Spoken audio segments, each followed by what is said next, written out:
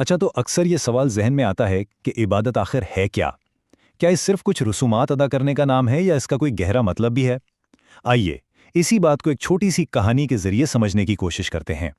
तो यही वो सवाल है कि क्या इबादत सिर्फ एक रस्म है। अक्सर हम सब इस बारे में सोचते हैं, और इसका जवाब एक ऐसी कहानी में छुपा हुआ है जो वाकई हमें सोचने पर मजबूर कर देगी।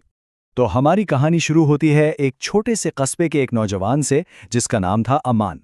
अमान को लगता था कि उसने दीन की असल रूह को समझ लिया है। उसके लिए दीन का मतलब था चंद मखसूस कामों को वक्त पर पूरा करना। ईमान के लिए दीन आप समझ लें एक चेकलिस्ट की तरह था। 5 वक्त की नमाज पढ़नी है, हो गई। रमज़ान के रोज़े रखने हैं, वो भी हो गए। बस इसके ख्याल में इन फ़राइज़ को पूरा कर लेना ही काफ़ी था, इससे आगे कुछ सोचने की ज़रूरत ही नहीं थी। लेकिन फिर एक दिन जब वो मस्जिद जा रहा था, रास्ते में उसके सामने एक ऐसी सूरत हाल आई जिसने उसकी दीन के बारे में पूरी समझ को आप कह लें कि हिरा कर रख दिया। वह ये कि उसने एक बूढ़ी औरत को देखा जो अपना भारी सामान उठाने की कोशिश कर रही थी, और बाकी लोग उसे नज़रअंदाज करके बस गुजरे जा रहे थे। अब अमान के लिए ये एक अजीब कश्मकश थी। एक तरफ मस्जिद से आज़ान की आवाज़ आ रही थी और दूसरी तरफ एक इंसान की मदद की पुकार थी। उसके जहन में एक जंग छिड़ गई। नमाज के लिए देर हो रही है, लेकिन क्या किसी की मदद करना भी इबादत नहीं है? क्या दीन सिर्फ अपनी रस्में पूरी करने का नाम है, या दूसरों के काम आने का भी? ये सवाल उसके दिमाग में गूंजने लगा। और इस अंदरूनी कश्मकश के बाद अमान ने वो फैसला किया जो उसकी रोज़मर्रा की रूटीन से बिल्कुल अलग था। उसने अपनी आदत पर इंसानियत को तरजीह दी। वो फौरन उस औरत की तरफ वापस मुड़ा, एक लम्हे की भी देर किए बगैर उसका सारा भारी सामान उठाया और उसे उसके घर तक पहुंचाकर आया। इस एक लम्हे में उससे नमाज की जमात की फिक्र छोड़कर एक इंसान की मदद को ज़्यादा अहम समझा।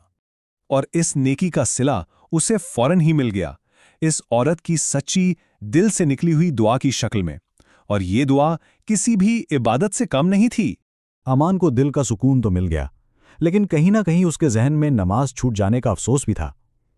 अब कहानी अपने सबसे अहम मोड़ पर आती है जब वो मस्जिद पहुंचा। जब अमान मस्जिद पहुंचा तो जमात खत्म हो चुकी थी। उसे एकदम से लगा कि उसने एक बड़ी नेकी के बदले में अपनी एक अहम इबादत गंवा दी है। इमाम साहब ने उसके चेहरे पर अफसोस देखा तो पूछा कि भाई देर क्यों हुई?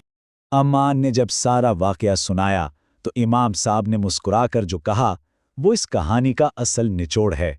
उन्होंने कहा, तुमने नमाज नहीं छोड़ी, बल्कि आज तुमने एक ज़रूरतमंद की मदद करके सबसे बड़ी इबादत अदा की है। और यही वो लम्हा है जहां कहानी का असल पैगाम सामने आता है।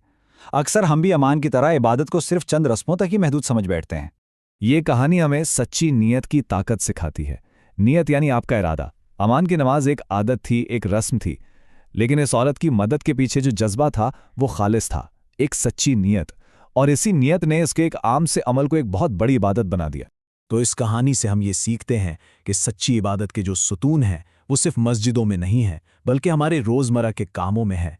इंसानियत, रहमदिली, दूसरों की मदद और अच्छे अखलाक, यही तो ईमान का असल सबूत है।